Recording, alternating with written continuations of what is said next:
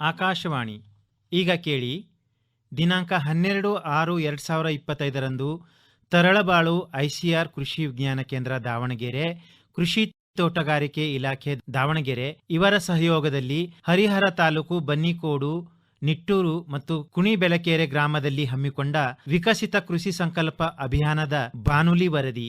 ಭಾಗವಹಿಸಿದ ತಜ್ಞರು ಡಾ ಮಲ್ಲಿಕಾರ್ಜುನ್, ಸಂತೋಷ್, ಡಾ ಪ್ರಕಾಶ್, ಹರಿಹರ ತಾಲೂಕಿನ ಸಹಾಯಕ ಕೃಷಿ ನಿರ್ದೇಶಕರು ಮತ್ತು ರಾಷ್ಟ್ರೀಯ ಹೈನುಗಾರಿಕೆ ಸಂಶೋಧನಾ ಸಂಸ್ಥೆ ಬೆಂಗಳೂರಿನ ವಿಜ್ಞಾನಿಯಾದ ಡಾ ವೇದಮೂರ್ತಿ ಅವರು. ಸಗಣಿ ಹಾಕಿ ಅಂತ ಹೋದ್ರೆ ನೈಸರ್ಗಿಕ ಆಹಾರ ಉತ್ಪಾದನೆ ಆಗುತ್ತೆ, ಅದು ಮೀನು ತಿಂತ ಹೋಗ್ತಿ. ಇದು ಒಂದೇ. ಇದ್ರ ಜೊತೆಗೆ ಹೆಚ್ಚುವರೆಗೆ ನೀವು ಕೃತಕ ಆಹಾರ ಕೊಡಬಹುದು. ಕೃತಕ ಆಹಾರ ಅಂದ್ರೆ ನಿಮ್ಮಲ್ಲಿ ಶೇಂಗಾ ಹಿಂಡಿ, ಅಕ್ಕಿ ತೌಡು ಸಿಗುತ್ತೆ. ಶೇಂಗಾ ಹಿಂಡಿ ನೀರಲ್ಲಿ ನೆನೆ ಹಾಕಿ ಮುದ್ದೆ ಆಗುತ್ತೆ, ಅಕ್ಕಿ ತೌಡು ಮಿಕ್ಸ್ ಮಾಡ್ಬಿಟ್ಟು ಅದನ್ನ ಹಾಕ್ಬೋದು. ಇದು ಬೇಡಪ್ಪ ಅಂದ್ರೆ ನಿಮ್ಮಲ್ಲಿ ಅನ್ನ ಅವು ಏನೇನು ಉಳಿರುತ್ತೆ ಅಷ್ಟು ಅದನ್ನು ಹಾಕ್ಬೋದು. ಇವು ನಾವು ಸ್ಥಳೀಯವಾಗಿ ಸಿಗ್ತಕ್ಕಂಥ ಆಹಾರ. ಇದರ ಜೊತೆಗೆ ಮೀನಿಗಾಗಿನೇ ಈಗ ಕ್ಯಾಟಲ್ ಫೀಡ್ ಸಿಗುತ್ತೆ, ಕೋಳಿ ಫೀಡ್ ಸಿಗುತ್ತೆ. ಹಂಗೆ ನಮಗೆ ಮೀನಿಗಾಗಿನೇ ಒಂದು ಸ್ಪೆಷಲ್ ಆಗಿ ಅದಕ್ಕೆ ಬೇಕಾದಂತ ಎಲ್ಲ ನ್ಯೂಟ್ರಿಯೆಂಟ್ಸ್, ಪೋಷಕಾಂಶ ಸರಿಬಿಡಿಸಿ ಮೀನಿಗೆ ಆಹಾರ ಕೂಡ ಲಭ್ಯ ಇರುತ್ತೆ. ಆ ಮೀನನ್ನು ಪೆಲೆಟೆಡ್ ಫೀಡ್ ಅಂತೇವೆ ಅಥವಾ ಫ್ಲೋಟಿಂಗ್ ಫಿಶ್ ಫೀಡ್ ಅಂತ, ಅದು ಕೂಡ ಲಭ್ಯ ಇದೆ. ಅದನ್ನು ನೀವು ಮೀನಿಗೆ ಹಾಕೋದ್ರಿಂದ ಏನಾಗುತ್ತೆ, ಮೀನು ಅದನ್ನು ತಿನ್ನುತ್ತೆ. ಆಹಾರ 100% ಮೀನು ಆಹಾರ ವೇಸ್ಟ್ ಆಗುತ್ತೆ, ಅದಕ್ಕೆ ಮೀನಿಗೆ ಆಹಾರವಾಗಿ ಲಭ್ಯ ಆಗುತ್ತೆ. ಅದನ್ನು ತಿನ್ನೋದ್ರಿಂದ ಮೀನು ಬೆಳವಣಿಗೆ ಜಾಸ್ತಿ ಆಗುತ್ತೆ, ಇಳುವರಿ ಜಾಸ್ತಿ ಆಗುತ್ತೆ. ನೀವು ಬರೀ ಸಗಣಿ ಅಷ್ಟೇ ಹಾಕ್ಯಂತ ಹೋಗ್ತೀನಿ, ನಾನು ಹೆಚ್ಚುವರೆಗೆ ಏನು ಕೊಡಲ್ಲ ಅಂದ್ರೆ ಒಂದು 300 ಗ್ರಾಮ್ ಬೆಳಿಬೋದು. ಸಗಣಿ ಜೊತೆಗೆ ನಾನು ಮನೆಗೆ ಇರ್ತಕ್ಕಂಥ ವೇಸ್ಟ್ ಅಕ್ಕಿ ತೌಡು ಶೇಂಗಾ ಹಿಂಡಿ ಹಾಕ್ಯಂತ ಹೋಗ್ತಾನೆ ಒಂದು 450 ಗ್ರಾಮ್ 500 ಗ್ರಾಮ್ ಬೆಳಿಬೋದು. ಬೇಡ ಇದ್ರ ಜೊತೆ ನಾನು ಕೃತಕ ಆಹಾರ ಕೊಡ್ತೀನಿ, ಹೊರಗಿಂದ ಖರೀದಿ ಮಾಡಿ ಹಾಕ್ತಾನೆ ಅಂದ್ರೆ ಒಂದು 800 1 kg ವರೆಗೂ ಕೂಡ ಮೀನು ಬೆಳೆ ಚಾನ್ಸ್ ಇದೆ. ನೀವು ಎಷ್ಟು ಆಹಾರ ಒದಗಿಸ್ತೀರಿ ಅದ್ರ ಮೇಲೆ ಮೀನು ಬೆಳವಣಿಗೆ ಆಗ್ತಾ ಹೋಗುತ್ತೆ. ಸೊ ಹೀಗಾಗಿ ಇಷ್ಟು ನೀವು ಕೊಟ್ಕೊಂತ ಹೋದ್ರೆ ಒಂದು 8 ತಿಂಗಳು, ಯಾಕಂದ್ರೆ ಕೃಷಿ ಹೊಂಡಗಳ ಮಳೆಗಾಲದಲ್ಲಿ ಮಾತ್ರ ನೀರು ನಿಲ್ಲುತ್ತೆ. ಒಂದು 6 ರಿಂದ 7 ತಿಂಗಳು, ಮ್ಯಾಕ್ಸಿಮಮ್ ಒಂದು 7-8 ತಿಂಗಳು ಮೀನು ಕೃಷಿ ಮಾಡಿದ್ರೆ ನಿಮಗೆ ಕೊಳದ ಗಾತ್ರದ ಅನುಗುಣವಾಗಿ ಕನಿಷ್ಠ 10,000 ರಿಂದ 50,000 ರೂಪಾಯಿವರೆಗೆ ನೀವು ಆದಾಯ ಮಾಡೋಕ್ಕೆ ಅವಕಾಶ ಇದೆ, ಹೆಚ್ಚುವರಿ ಆದಾಯ ಮಾಡ್ತೀವಿ. ಉದಾಹರಣೆಗೆ ಇನ್ನೊಂದೇನು, ಬೇಡಪ್ಪ ಮೀನು 8 ತಿಂಗಳಾಯ್ತು ನಾವು ಮೀನು ಹಿಡಿತೇನೆ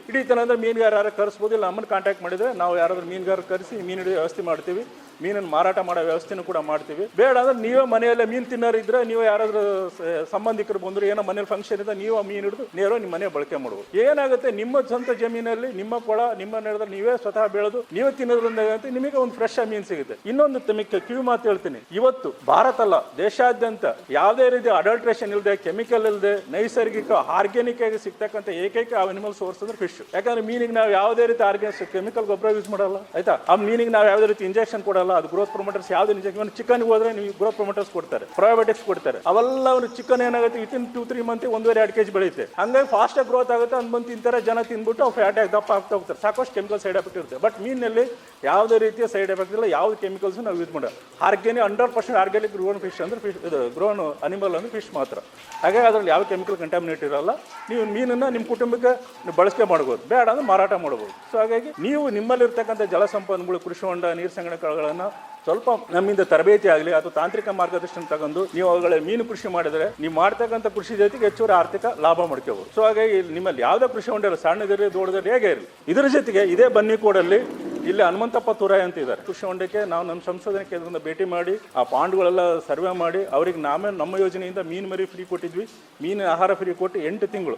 ನಾನು ಲಾಸ್ಟ್ ಆಗಸ್ಟಲ್ಲಿ ಮೀನು ಮರಿ ಕೊಟ್ಟಿದ್ದೆ. 1 ಮಂತ್ ಬ್ಯಾಕ್ ಮೀನೆಲ್ಲ ಇಡಿಸಿದಾಗ 3/4 kg 1 kg ಮೀನು ಬಂದಿದ್ದು, ಬೆಳವಣಿಗೆ ಆಗಿದ್ದು, ಒಳ್ಳೆ ಇಳುವರಿ ಬಂದಿದ್ದು. ಅರೌಂಡ್ 600 kg ಮೀನನ್ನು ಇಡಿಸಿದ್ದಾರೆ. ಇಡಿಸಿ ಒಳ್ಳೆ ಲಾಭ ಆಗಿದೆ ಸರ್, ನಾನು ಚೆನ್ನಾಗಿದೆ. ಮತ್ತೊಂದ್ಸಲಿ ನಾನು ಮೀನು ಮರಿ ಕೊಡು ಅಂದ್ರೆ, ನೋಡಪ್ಪ ಒಂದೊಂದ್ಸಲಿ ಯೋಜನೆಯಿಂದ ಒಂದ್ಸಲಿ ಮಾತ್ರ ಅವಕಾಶ ಇರುತ್ತೆ ಫಲಾನುಭವಿಗೆ, ನಿಮಗೆ ಕೊಡೋಕ್ಕಾಗಲ್ಲ, ಮತ್ತು ಬೇರೆ ಬೇರೆ ಫಲಾನುಭವಿ ಕೊಡಬೇಕಾಗುತ್ತೆ ಅಂತ ಹೇಳಿದ್ವಿ. ಹಂಗಾಗಿ ಅವರು ಕೂಡ ಇಲ್ಲ ಸರ್ ನಾವು ಮಾಡ್ತೀವಿ ಅಂತ. ಇದನ್ನ ಯಾಕೆ ನಿಮಗೆ ಹೇಳ್ತೇವೆ ಅಂದರೆ, ನಾವು ನಮ್ಮ ಕೇಂದ್ರದಲ್ಲಿ ಸಂಶೋಧನೆ ಮಾಡಿದರೆ ನೀವು ಒಪ್ಪಲ್ಲ. ಹಾಗಾಗಿ ನಿಮ್ಮ ಜಮೀನಲ್ಲೇ ಬಂದು ನಿಮ್ಮ ರೈತರಿಗೆ ತಾಕಲಿರ್ತ ಹೊಂಡಗಳಿಗೆ ನಾವು ಕೊಟ್ಟು ಅದನ್ನ ಸಂಶೋಧನೆ ಮಾಡಿದಾಗ ಏನಾಗುತ್ತೆ, ಅದು ರೈತರಿಗೆ ಗೊತ್ತಾಗುತ್ತೆ, ಅಕ್ಕಪಕ್ಕದ ರೈತರಿಗೆ ಗೊತ್ತಾಗುತ್ತೆ. ಅದರಿಂದ ನೀವು ಕೂಡ ಒಪ್ತೀರ ಅನ್ನೋ ಉದ್ದೇಶದಿಂದ ನಾನು ಹೇಳಿದೆ. ನಿಮ್ಮ ಬನ್ನಿ ಕೂಡ ನಾವು ಮಾಡಿದ್ದೇವೆ, ಇಲ್ಲೇ ಸತ್ಯನಾರಾಯಣ ಕ್ಯಾಂಪಲ್ಲಿ ಮಾಡಿದ್ದೇವೆ. ರೈತರು ಅದನ್ನು ಖುಷಿ ಪಟ್ಟಿದ್ದಾರೆ, ಒಳ್ಳೆ ಇಳುವರಿ ಕೂಡ ಬರ್ತಾ ಇದೆ. ನಾವು ಏನು ಮೀನೇ ಬಿಡ್ತಿರಲಿಲ್ಲ, ವೇಸ್ಟ್ ಹಂಗಾಯಿಟ್ಟಿದ್ವಿ ಸರ್. ಈಗ ನಾವು ಮೀನು ಮರಿ ಬಿಟ್ಟರಿಂದ ಅಟ್ಲೀಸ್ಟ್ ನಾವು ಮನೆಗೆ ಹಿಡಿದು ನೆಂಟರು ಬಂದಾಗ ಹಿಡಿದು ನಾವು ತಿಂತಾ ಇದ್ದೇವೆ, ಚೆನ್ನಾಗಿದೆ ಅಂತೇಳಿ ಆ ಥರ ಅವರು ಅರ್ಥ ವರ್ಷಪಡಿಸಿದ್ದಾರೆ. ಕೆಲವು ಸಲ ಹೆಚ್ಚು ಲಾಭನ ಕೂಡ ಮಾಡಿದ್ದಾರೆ. ಹಾಗಾಗಿ ನಾನು ರೈತ ಬಂದರಲ್ಲಿ ನಮ್ಮ ತಮ್ಮಲ್ಲಿ ಮನವಿ ಮಾಡ್ಕೊಳ್ಳೋದು ಅಂದರೆ, ತಮ್ಮ ಹತ್ರ ಜಲ ಸಂಪನ್ಮೂಲ ಯಾವುದೇ ಇರಲಿ, ನಮ್ಮಲ್ಲಿ ಒಂದೇ ಒಂದು ವೇದ ಘೋಷ ಏನಪ್ಪಾ ಅಂದ್ರೆ, ಎಲ್ಲಿ ನೀರಿದೆ ಅಲ್ಲಿ ಮೀನು ಬೆಳೆಸಿ. ಹಾಗಾಗಿ ನಿಮ್ಮಲ್ಲಿ ಸಣ್ಣ ಕೃಷಿ ಹೊಂಡ ಇರಲಿ ದೊಡ್ಡ ಇರಲಿ ಎಷ್ಟೇ ಇರಲಿ, ಅಲ್ಲಿ ನೀರಿದೆ ಅಂದ್ರೆ ಮೀನುಗಾರಿಕೆ ಮಾಡಿರಿ ಅಂತ ಹೇಳ್ತಾ, ಅದಕ್ಕೆ ಸಂಬಂಧಪಟ್ಟಿದ್ದು ಏನೋ ತಾಂತ್ರಿಕ ಮಾಹಿತಿ ಬೇಕು ನಮ್ಗೆ ಕಾಂಟ್ಯಾಕ್ಟ್ ಮಾಡ್ಬೋದು. ನನ್ನ ಹೆಸರು ಡಾಕ್ಟರ್ ಪ್ರಕಾಶ್ ಪೌಡೆ ಅಂತ, ಮೀನುಗಾರಿಕೆ ವಿಜ್ಞಾನಿ, ಕೃಷಿ ಮತ್ತು ತೋಟಗಾರಿಕೆ ಸಂಶೋಧನಾ ಕೇಂದ್ರ ಕತ್ಲಗೇರಿ. ನನ್ನ ಮೊಬೈಲ್ ನಂಬರ್ 8880483957. ನನಗೆ ಮಾತಾಡಲು ಅವಕಾಶ ಮಾಡಿಕೊಟ್ಟ ವೇದಿಕೆ ಎಲ್ಲರಿಗೂ ಗಣ್ಯರಿಗೆ ಹೊಂದಿಸ್ತಾ ತಮಗೆ ಹೊಂದಿಸ್ತಾ ಮಾತಾಡ್ತೀನಿ. ಸಾಮಾನ್ಯವಾಗಿ ನಮ್ಮಲ್ಲಿ ಸಿಹಿ ನೀರೇ ಇದೆ. ಹೌದು ಸರ್. ಇದರಲ್ಲಿ ಸೀಗಡಿ ಬೆಳೆಯೋದಕ್ಕೆ ಅವಕಾಶ ಆಗುತ್ತಾ ಹೇಗೆ? ಎಸ್, ಒಳ್ಳೆ ಪಾಯಿಂಟ್ ಕೇಳಿದ್ರು. ಏನಂದ್ರೆ ನಮ್ಮಲ್ಲಿ ಸಿಗಡಿನ ನಾವು 2 ಭಾಗ ವಿಂಗಡಿಸ್ತೀವಿ, ಅದು ಉಪ್ಪಿನ ಅಂಶದ ಆಧಾರದ ಮೇಲೆ. ಒಂದು ಸಿಹಿ ನೀರು ಸಿಗಡಿ, ಒಂದು ಉಪ್ಪು ನೀರು ಸಿಗಡಿ ಅಂತ. ಇಲ್ಲಿ ಏನು ನಮ್ಮ ಭಾಗದಲ್ಲಿ ಸಿಹಿ ನೀರು ಅಂದ್ರೆ ಏನಪ್ಪಾ ಅಂದ್ರೆ ಭೂಮಿ ಮೇಲೆ ಇರ್ತಕ್ಕಂಥ ಜಲ ಸಂಪನ್ಮೂಲ, ಅದು ಕೆರೆ ಆಗಿರ್ಬೋದು, ನದಿ ಇರ್ಬೋದು, ಜಲಾಶಯ ಆಗಿರ್ಬೋದು, ಇವೇನೆಲ್ಲ ನೀವು ಭೂಮಿ ಮೇಲೆ ನೀರು ಇದೆಲ್ಲ ಅವೆಲ್ಲ ಸಿಹಿ ನೀರು. ಇದರ ಉಪ್ಪಿನ ಅಂಶ 0.5% ಇರುತ್ತೆ. ಉಪ್ಪಿನ ನೀರು ಅಂದ್ರೆ ಏನಾಗುತ್ತೆ, ಸಮುದ್ರ ದಂಡಿಗೆ ಹೋಗ್ತಾ ಅಲ್ಲಿ ಉಪ್ಪಿನ ಅಂಶ ಏನಾಗುತ್ತೆ 0.5 ಇಂದ 45 ಡಿಗ್ರಿವರೆಗೆ 45 PPT ಇರುತ್ತೆ ಬೇಸಿಗೆಲ್ಲ. ಸೊ ಅವನು ಉಪ್ಪಿನ ಅಂಶ ಅಂತಾರೆ. ಸೊ ಹಾಗಾಗಿ ನಾವು ಸಿಗಡಿನ ನಮ್ಮಲ್ಲಿ 2 ತರ ಸಿಗಡಿ ಇದೆ, ಒಂದು ಸಿಹಿ ನೀರು ಸಿಗಡಿ, ಇಂದು ಉಪ್ಪು ನೀರು ಸಿಗಡಿ ಅಂತ. ಸಿಹಿ ನೀರು ಸಿಗಡಿ ಅನ್ನ ನಾವು ಫ್ರೆಶ್ ವಾಟರ್ ಪ್ರಾನ್ ಮ್ಯಾಕ್ರೋಬಿಕಮ್ ರೋಸಂಬರ್ಗಿ ಅಂತೀವಿ. ಅದನ್ನ ನಾವು ಸಿಹಿ ನೀರಲ್ಲೇ ಬೆಳೆಸಬಹುದು. ಸಿಹಿ ನೀರಲ್ಲೇ ಸಿಗಡಿನ ಬೆಳೆಸಬಹುದು.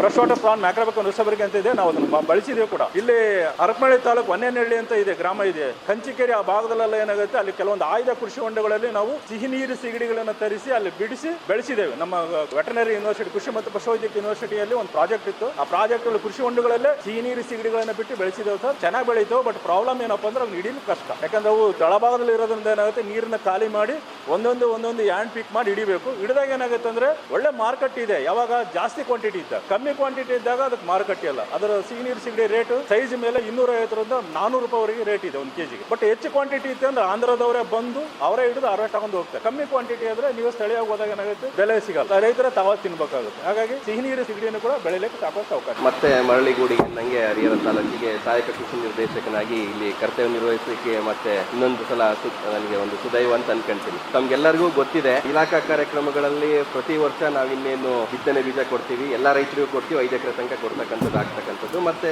ಕೃಷಿ ಮೂಲ ಉಪಕರಣಗಳೇನಾಗಿರ್ತಕ್ಕಂಥದ್ದು ಏನಿದೆಯಲ್ಲ, ಏನು ಯಂತ್ರೋಪಕರಣಗಳೇನಾಗಿರ್ತಕ್ಕಂಥದ್ದು, ಕಲ್ಟಿವೇಟರ್, ಟಿಲ್ಲರು, ಬಿತ್ತಬೇಕಾದ್ರೆ ಕೂರಿಗೆ, ಮತ್ತೆ ಪಡ್ಲರು, ಈ ತರ ಕೇಜ್ ವೀಲ್ ಅವೆಲ್ಲ ಕೊಡ್ತಕ್ಕಂಥದ್ದು ಒಂದು ಸರ್ವೇ ಸಾಮಾನ್ಯ. ಮತ್ತೆ ನಮ್ಮ ಏನು ನೀರಾವರಿ ಆಶ್ರಿತ ಬಿಟ್ಟು ಬೇರೆ ಕೃಷಿ ಬೆಳೆಗಳಲ್ಲಿ ಇರ್ತಕ್ಕಂಥದಕ್ಕೆ ತುಂತುರಿ ನೀರಾವರಿ ಘಟಕಗಳನ್ನು ಕೊಡ್ತಾ ಇರ್ತಕ್ಕಂಥದ್ದು ಅದು ಕಾಮನ್ನು. ಮತ್ತೆ ಬೇರೆ ಬೆಳೆಗೆ ಪೂರಕವಾಗಿರ್ತಕ್ಕಂಥ ಏನು ರಸಗೊಬ್ಬರಗಳನ್ನ ಬೇರೆ ತಾವೇಳ್ದಂಗೆ ಸೆಣಬು ಡಯಂಚ ಆಗಿರ್ಬೋದು, ಬೇರೆ ಅವನ್ನೆಲ್ಲದನ್ನು ಸಹ ಪೋಷಕಾಂಶಗಳು, ಲಘು ಪೋಷಕಾಂಶಗಳನ್ನು ಇನ್ನಿತರೆ ಕಾರ್ಯಕ್ರಮಗಳು ನಾವು ವಿತರಣೆ ಮಾಡ್ತಾ ಬರ್ತಾ ಇದ್ದೀವಿ. ಅದೊಂದಾಯ್ತು.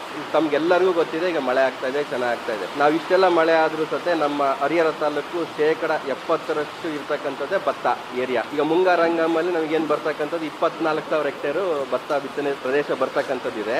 ಆದ್ರೂ ನಾವೇನಾಗಿದೆ, ನಮ್ಮ ಇದರಲ್ಲಿ ಒಂದು 500 ಹೆಕ್ಟೇರ್ ಈ ಕಡೆ ದೇವ್ರ ಬೆಳಕೆರೆ ಪಿಕಪ್ ಏರಿಯಾ ಬರ್ತಕ್ಕಂಥದ್ದು, ಉಳಿದು ಒಳೆದಂಡೆ ಏರಿಯಾ ಬರ್ತಕ್ಕಂಥದ್ದು ಇರ್ತದೆ. ತರಳುಬಾಳು ಕೃಷಿ ವಿಜ್ಞಾನ ಕೇಂದ್ರ ಮತ್ತೆ ಕೃಷಿ ಇಲಾಖೆ ಎಲ್ಲದೂ ನಾವೇನ್ ಮಾಡಿದ್ವಿ, ಭತ್ತ ಬೆಳೀತಕ್ಕಿರ್ತಕ್ಕಂಥ ರೈತರಿಗೆ ನಾವು ಅವಾಗಲೇ ಏನ್ ಮಾಡಿದ್ವಿ ಅಂತಂದ್ರೆ, ಕೂರಿಗೆ ಭತ್ತ ನಾವು ಆಲ್ರೆಡಿ ಅದನ್ನ ಮಾಡ್ಕೊಂಡ್ರೆ ಬಹಳ ಅನುಕೂಲ ಆಗ್ತಕ್ಕಂಥದ್ದು ಅಂತೇಳಿ ನಾವು ಅದನ್ನ ಕೂರಿಗೆ ಭತ್ತನ ನಾವು ಬಹಳ ಪ್ರಚಲಿತ ಮಾಡಿದ್ವಿ. ಯಾಕಂದ್ರೆ ಈ ಹರಿಹರ ತಾಲೂಕಲ್ಲಿ 70% ಅದೇ ಇರೋದು. ಒಂದು 32,000 ಹೆಕ್ಟೇರ್ ಬರುತ್ತೆ ಅಂದ್ರೆ ಒಂದು 8,000 ಮುಸ್ಕಿನ ಜೋಳ ಬರ್ತಕ್ಕಂಥ 24,000 ಹೆಕ್ಟೇರ್. ಅದರಲ್ಲೂ ನಾವು ಈಗೇನಾಗಿದೆ, ಈಗ ಇದಾದ್ರೂ ಸಹ ಅಲ್ಲೇನಾಗಬೇಕು, ಡ್ಯಾಮ್ ಅಲ್ಲಿ ನೀರು ತುಂಬಬೇಕು. ನೀರು ತುಂಬಿದ ಮೇಲೆ ನಮ್ಗೆ ಇಲ್ಲಿ ಸಸಿ ಮಡಿ ಮಾಡ್ತಕ್ಕಂಥದ್ದು, ಸಸಿ ಮಡಿ ಮಾಡಿದ ನಂತರ ನಾವು ನಾಟಿ ಮಾಡ್ತಕ್ಕಂಥದ್ದು, ಇದೆಲ್ಲ ಇರ್ತಕ್ಕಂಥದ್ದು. ಇದನ್ನ ಕಡಿಮೆ ಮಾಡ್ಲಿಕ್ಕೆ ನಾವೇನ್ ಮಾಡಿದ್ವಿ, ಕೂರಿಗೆ ಭತ್ತನ ಬಹಳ ಪ್ರಚಲಿತವಾಗಿ ಕೆಲವೊಂದು ಟೇಲ್ ಎಂಡ್ ಅಲ್ಲಿ ನಾವು ಆಲ್ರೆಡಿ ಅದನ್ನ, ಕೂರಿಗೆ ಭತ್ತದಲ್ಲಿ ತಮ್ಗೆಲ್ಲರಿಗೂ ಗೊತ್ತಿದೆ, ಯಾವುದೇ ರೀತಿ ಸಸಿ ಮಾಡಿರಂಗಿಲ್ಲ.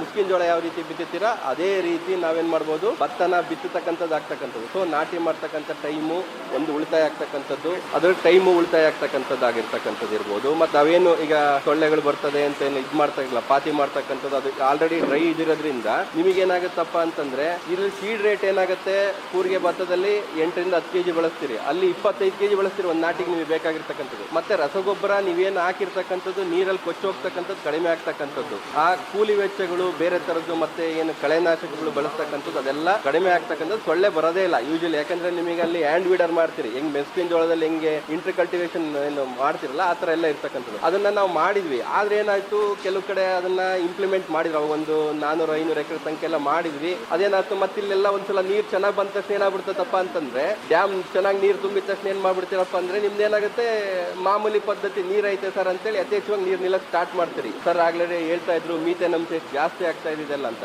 ಅದಕ್ಕೆ ಏನ್ ಮಾಡ್ಬೋದು, ಕೂರಿಗೆ ಭತ್ತ ಬಿಡಿ ಆಯ್ತು ನೆಕ್ಸ್ಟ್ ಅಂತಂದಾಗ ಈಗೇನು ಸರ್ ಹೇಳ್ತಾ ಇದ್ರು ಆಲ್ಟರ್ನೇಟ್ ವೆಟ್ಟಿಂಗ್ ಅಂಡ್ ಡ್ರೈಯಿಂಗ್ ಅಂತ ಹೇಳಿ, ಅದನ್ನ ನಾವು ನಮ್ಮ ಹರಿಹರ ತಾಲೂಕಲ್ಲಿ ಈ ವರ್ಷ ಪ್ರಾಯೋಗಿಕವಾಗಿ ಕೆಲವೊಂದು ಭಾಗದಲ್ಲಿ ಇಂಟ್ರೆಸ್ಟೆಡ್ ಇರ್ತಕ್ಕಂಥ ರೈತರಲ್ಲಿ ಅಳವಡಿಸ್ಕೋಬೇಕು ಅಂತ ಹೇಳಿ. ಈಗ ನಮಗೆ ಗೊತ್ತಿರಂಗೆ ನಾವು ಡ್ಯಾಮ್ ಮೇಲೆ ನೀರಿದೆ ನಮ್ಮ ದಾವಣಗೆರೆ ಜಿಲ್ಲೆಗೆ, ಇಲ್ಲಿ ಡ್ಯಾಮ್ ನೀರಾವರಿ ಇದರಿಂದ ಅಂದ್ರೆ ಭತ್ತ ನೀರಾವರಿ ಪ್ರದೇಶದಲ್ಲಿ ಬೆಳೀತಕ್ಕಂಥದ್ದು ಆಗ್ತಕ್ಕಂಥದ್ದು. ಅದೇ ಸ್ವಲ್ಪ ಹೋದ್ರೆ ಜಗಳೂರು ಭಾಗ ಆಗಿರ್ಬೋದು, ದಾವಣಗೆರೆಯಲ್ಲಿ ಅರ್ಧ ನೀರಾವರಿ ಇದೆ, ಅರ್ಧ ಮಳೆ ಆಶ್ರಿತ ಇದೆ. ಜಗಳೂರು ತಾಲೂಕು ಫುಲ್ ಅಷ್ಟು ಖುಷ್ಕಿನೇ ಇದೆ. ಇದೇ ಜಿಲ್ಲೆಯಲ್ಲಿ ಈ ತರ ಇದೆ. ಈ ತರ ನಾವೇನಪ್ಪ ಅಂದ್ರೆ ನೀರನ್ನ ಎಷ್ಟು ಸದುಪಯೋಗ ಪಡಿಸ್ಕೊಳ್ಳೋಕೆ ಸಾಧ್ಯ ಇದೆ ಅನ್ನೋದಕ್ಕೆ ಈ ಒಂದು ಮೆಥಡ್ ನೀವು ಆಯ್ತು ಭತ್ತದ ನೀರನ್ನ ನೀವು ಎಷ್ಟು ಕಡಿಮೆ ಮಾಡ್ಲಿಕ್ಕೆ ಸಾಧ್ಯ ಇದೆ ನಿಲ್ಲಿಸ್ಲಿಕ್ಕೆ ಅನ್ನೋದಕ್ಕೆ ಒಂದು ಈ alternate wetting and drying method ಇದೆ. ಅದನ್ನ ಕೆಲವೊಂದು ಕಂಪ್ನಿಗಳು ನಮ್ಮ ಜೊತೆ ಟೈಅಪ್ ಮಾಡೋದಿದೆ. ಆ ತರ ಆದ್ರೆ ನೀವು ಯಾರಾದ್ರೂ ಇಂಟ್ರೆಸ್ಟ್ ಇದ್ದ ರೈತರು ಮಾಡಿದ್ರೆ ರಿಜಿಸ್ಟ್ರೇಷನ್ ಮಾಡಿದ್ರೆ ಒಂದು 500 ರೂಪಾಯಿ ಕೊಡ್ತಾರೆ. ಮತ್ತೆ 4 ಸೈಕಲ್ ಅಲ್ಲಿ ಅದನ್ನ ಮಾನಿಟರ್ ಮಾಡ್ತಾ ಹೋಗ್ತಾರೆ. ಈ ಪೈಪ್ ಅಲ್ಲಿ ನೀವೇನು ಇಟ್ಟಿದಿರಲ್ಲ ನೀರನ್ನು ನೀವು ಬಿಡ್ತಕ್ಕಂಥದ್ದು ಏನು ಅಂಶಗಳು ಬರ್ತಕ್ಕಂಥದ್ದು ಭತ್ತದ ಬೆಳವಣಿಗೆ ಅಂತದಾಗಿರ್ಬೋದು, ಪ್ಯಾನಿಕಲ್ ಇನಿಷಿಯೇಷನ್ ಅಂತ ಇರ್ಬೋದು, ಅಂದ್ರೆ ರಿಪ್ರೊಡಕ್ಟಿವ್ ಸ್ಟೇಜ್ ಆಗಿರ್ಬೋದು, ಈ ತರ ಹಂತದಲ್ಲಿ ನೀವು ನೀರನ್ನ ಎಷ್ಟು ಕಡಿಮೆ ಮಾಡ್ತಿರಲ್ಲ ಅದನ್ನ ಇದನ್ನ ನೋಡ್ಕೊಂಡು ಒಬ್ರು ಅವರು ಫೀಲ್ಡ್ ಎಕ್ಸಿಕ್ಯೂಟಿವ್ ಬರ್ತಾರೆ. ನಾವು ಇಲಾಖೆಯಿಂದ ಇರ್ತೀವಿ ಮತ್ತು ತರಳುಬಾಳು ಕೃಷಿ ವಿಜ್ಞಾನ ಕೇಂದ್ರದೆಲ್ಲ ಇರ್ತೀವಿ.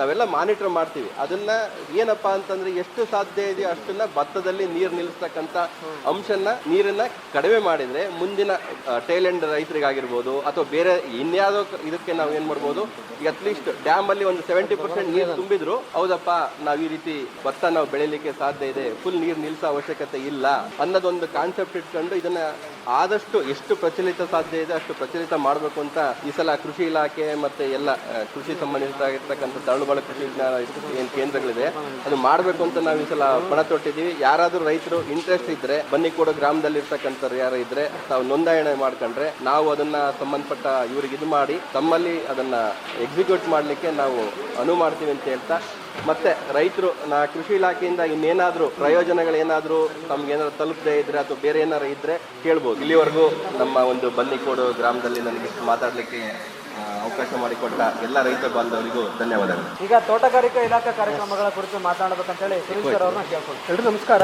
ಈ ದಿವಸ ಇವತ್ತು ಈ ದಿವಸ ಏನು ವಿಕಸಿತ ಕೃಷಿ ಸಂಕಲ್ಪ ಅಭಿಯಾನ ನೀವು ಬಂದ್ಕೊಂಡು ಹಮ್ಮಿಕೊಂಡಿದೀವಲ್ರ, ಈ ಕಾರ್ಯಕ್ರಮ ಮುಖ್ಯ ಉದ್ದೇಶ ಏನಪ್ಪಾ ಅಂದ್ರೆ ನಮ್ಮ ಎಲ್ಲಾ ವಿಜ್ಞಾನಿಗಳ ವರ್ಗ, ಅಧಿಕಾರಿಗಳ ವರ್ಗ, ಸಂಬಂಧ ಇಲಾಖೆ ಮಾಹಿತಿಯನ್ನು ನಿಮ್ಮ ಮನೆ ಮನೆ ಕೊಡೋಕೋಸ್ಕರ. ಇಲ್ಲಿ ವಿಶೇಷ ಏನಪ್ಪಾ ಅಂದ್ರೆ ನಿಮಗೆ ಎಲ್ಲರಂತ ನೀವು ದೊಡ್ಡ ಬೆಳೆ ಬೆಳೀತಾ ಕೃಷಿ ಬೆಳಿತೀರಾ, ಅದ್ರ ತಾಂತ್ರಿಕತೆ ಅಳವಡಿಸ್ಕೊಂಡ್ರೆ ಎಷ್ಟೊಂದು ಉಪಯೋಗ ಆಗುತ್ತೆ, ವೈಶಿಷ್ಟ್ಯತೆ ಏನು, ಸರ್ಕಾರ ಸಿಗೋದ ಸೌಲಭ್ಯಗಳು ಏನು, ಅದು ಪಡೆಯುವಂತ ಸಹಾಯಧನಗಳ ಬಗ್ಗೆ ಮಾಹಿತಿ ಕೊಡೋಕೋಸ್ಕರ ಬಂದಿದ್ದೀವಿ. ಸೊ ಮೊದಲಾಗಿ ಹೇಳೋದೇನಪ್ಪ ಅಂದ್ರೆ ಫಸ್ಟ್ ನಿಮ್ಮಲ್ಲಿ ಮಣ್ಣು ಮತ್ತು ನೀರು ಬಗ್ಗೆ ಮಾತಾಡೋಣ. ಸೊ ಎಷ್ಟೋ ಜನ ನಾವು ರೈತರು ಬೆಳೆಗಳು ಹಾಕ್ತೀವಿ, ಬಟ್ ಮಣ್ಣಿನ ಆರೋಗ್ಯ ಹೊರಗಡಲ್ಲ, ಮಣ್ಣಲ್ಲಿ ಏನು ಬೇಕು ಬೇಡ ಹೊಡಕಣಂಗಿಲ್ಲ, ಸುಮ್ಮನೆ ಬೆಳಿತಾನೆ ಇರ್ತೀವಿ. ಅಟ್ಲೀಸ್ಟ್ 1 ವರ್ಷ 2 ವರ್ಷಕ್ಕೊಮ್ಮೆ ಯಾರು ನೀವು ಮಣ್ಣು ಪರೀಕ್ಷೆ ಮಾಡಿಸ್ಲೇಬೇಕು. ಇದರ ಮನುಷ್ಯ ಆರಾಮಿಲ್ಲ ಅಂದ್ಮೇಲೆ ನಾವು ಏನೇ ಕೆಲಸ ಮಾಡಿದ್ರು ಆಯಾಸ ಬೇಗ ಆಗುತ್ತೆ. ಅದೇ ರೀತಿ ಕೂಡ ನೀವು ಮಣ್ಣಲ್ಲಿ ಗುಣಗಳು ಸತ್ವಗಳು ಇಲ್ಲಪ್ಪ ಅಂದ್ರೆ, ಪೋಷಕಾಂಶಗಳು ಇಲ್ಲ ಅಂದ್ರೆ ನೀವು ಏನೇ ಬೆಳೆ ಬೆಳೆದ್ರು ಅದು ಶೂನ್ಯ ಆಗುತ್ತೆ. ಸೊ ದಯಮಾಡಿ ಅಟ್ಲೀಸ್ಟ್ ನೀವು 2 ವರ್ಷಕ್ಕೊಮ್ಮೆ 3 ವರ್ಷಕ್ಕೊಮ್ಮೆ ಮಣ್ಣು ಪರೀಕ್ಷೆ ಮಾಡಿಸಿ. ಜೊತೆಗೆ ಸಾಹೇಬ್ರ ಅವ್ರು ಹೇಳ್ತಾರೆ ಮಲ್ಲಿಕಾರ್ಜುನ್ ಸರ್, ನೀರು ಕೂಡ ನಾವು ಮಿತವಾಗಿ ಉಪಯೋಗಿಸ್ಕೋಬೇಕು. ಹೌದ್ರಾ? ಈ ನಮ್ಮ ನೀರಿನ ತಕ್ಷಣ ಏನ್ ಮಾಡಿ ಸರಾಸರಿ ಸುಮ್ಮನೆ ನೀರು ಹಾಯಿಸ್ತಿರ್ತೀವಿ, ಇಲ್ಲ ಮತ್ತೊಂದು ಉಪಯೋಗಿಸ್ತಾ ಇರ್ತೀವಿ. ಸೊ ಇದರಿಂದ ನೀರು ಬಳಕೆ ಸರಿ ಆಗ್ತಿಲ್ಲ. ಸೊ ಸರಿಯಾದ ಕ್ರಮ ಬಳಸ್ಕೊಂಡೇ ಆಗಿದ್ರೆ ನಾವು ಬೆಳೆಗಳು ಕೂಡ ಹಚ್ಕೊಳ್ಳೋ ಮಾಡ್ಕೊಂತ ಹೋಗ್ಬೋದು. ಸೊ ಮೊದಲನೇದಾಗಿ ಈಗ ನೀವು ಅಡಿಕೆ ಹಾಕ್ತಿರ್ತೀರ ವರ್ಷ ಅಡಿಕೆ ಬೆಳೆಗೆ ಏನು ಮಾಡ್ತೀರಿ, ಸಾಕಷ್ಟು ಜನ ನೀವು ಬೆಳಗಿದ ಮುಂಚೆನೆ ಈ ಏನು ಬೇಸಿಗೆ ಬಂದ ತಕ್ಷಣ ಏನು ಮಾಡ್ತೀವಿ, ಕೆರೆ ಮಣ್ಣು ಹೊಡೆಯಕ್ಕೆ ಸ್ಟಾರ್ಟ್ ಮಾಡ್ತೀರಾ. ನೀವು ಯಾರನ್ನೂ ಕೇಳಲ್ಲ, ಕೆರೆ ಮಣ್ಣು ಸಾಕಷ್ಟು ಹೊಡಿತೀರಾ. ಆಮೇಲೆ ಮುಂದಿನ ನೋಡಿ ಏನಾಗುತ್ತೆ, ಅದು ಸಾಕಷ್ಟು ರೋಗಗಳು ತುತ್ತಾಗುತ್ತೆ. ನೀವು ಪದೇ ಪದೇ ಕಚೇರಿ ಭೇಟಿ ಆಗೋದು, ಇಲ್ಲ ವಿಜ್ಞಾನ ಕೇಂದ್ರ ಭೇಟಿ ಆಗೋದು, ಔಷಧಿ ಏನು ಹೊಡಿಬೇಕು ಅಂತ ಕೇಳ್ತಿರ್ತೀವಿ. ಅಂದ ಅರ್ಥ ಏನು, ನಾವು ಸರಿಯಾದ ಕ್ರಮ ತಗೊಂಡಿದ್ರೆ ಇವೆಲ್ಲ ಸಮಸ್ಯೆ ಬರ್ತಿರ್ಲಿಲ್ಲ. ಈಗ ಬಂದಿದೆ, ಏನ್ ಮಾಡ್ತೀವಿ, ಸುಮ್ಮನೆ ಔಷಧಿ ಹೊಡಿಯೋದೆ. ಅಲ್ಲಂದ್ರೆ ಅರ್ಥ ಏನು, ಮಣ್ಣು ನಾವು ವಿಷ ಬೆಳೆಸ್ತಿದೀವಿ, ವಿಷಾನ ಕೂಡ ಬೇರೆ ಕೊಡ್ತಾ ಇದೀವಿ. ಸೊ ಈ ರೀತಿ ಆದಾಗ ಏನಾಗುತ್ತೆ, ಸಾಯ ಬೆಳೆದಂಗೆ ಬಾಂತ ಕಾಯಿಲೆಗಳಿಂದ ತುತ್ತಾಗ್ತಿದೀವಿ, ಹಾಸ್ಪಿಟಲ್ ತುಂಬಾ ಜನನೇ ಆಗ್ತಿದೀವಿ. ಸೊ ಇಲ್ಲೇನು ಇಷ್ಟೊಂದು ಜನ ರೈತರುಗಳು ಇದ್ದು ನಾವು ಬುದ್ಧಿವಂತಿಕೆ ಇದ್ದು ಕೂಡ ಯಾಕೆ ಪದೇ ಔಷಧಿಗಳು ಮಾರೇ ಹೋಗ್ತಿದೀವಿ. ನಾವು ನೈಸರ್ಗಿಕವಾಗಿ ಬೆಳೆದಾಗ ಏನಾಗುತ್ತೆ, ನಮಗೆ ಆರೋಗ್ಯ ಬುದ್ಧಿ ಆಗುತ್ತೆ. ತಪ್ಪಲ್ವಾ ಮಾಡೋದು, ನಾವು ಈ ರೀತಿ ಮಾಡ್ಕೋಬಾರ್ದು. ಕೆಮಿಕಲ್ ಯೂಸ್ ಮಾಡಿದ್ರೆ ಭತ್ತನೇ ಬೆಳೆಯೋದಿಲ್ಲ. ಅದು ಸ್ವಲ್ಪ ಅದೇ ಕ್ರಮಗಳು ಉಪಯೋಗಿಸ್ಕೊಂಡ್ರೆ ಬಗೆಹರಿಸಬಹುದಲ್ಲ. ಈಗ ನೀವು ಭತ್ತ ಹೆಂಗ್ ಮಾಡ್ತೀರಿ ಹೇಳ್ರಿ, ಕೆಲವು ಕಡೆ ಗೊತ್ತಿರ್ಬೇಕು, ನೀವು ಮೋಹಕ ಬಲೆ ಅಂತ ಕರೀತಿ, ಗೊತ್ತಿರಲ್ಲ ಮೋಹಕ ಬಲೆ. ಈಗ ನೀವು ಯಾವ ಔಷಧಿ ಹೊಡಿತೀರಪ್ಪ ಅಂದ್ರೆ ಜಾಸ್ತಿ ಹುಳುಗಳು ಕಾಟಾದಾಗ ಹೊಡಿತೀರಿ. ಈ ಮೋಹಕ ಬಲೆ ಇಟ್ಕೊಂಡಾಗ ಏನಾಗುತ್ತೆ, ನಿಮಗೆ ಮಾಹಿತಿ ಸಿಗುತ್ತಲ್ಲ ಎಷ್ಟು ಹುಳುಗಳು ಬಂದಿದಾವೋ ಇಲ್ಲ ಗೊತ್ತಾಗುತ್ತೆ. ಹೌದ್ರಾ?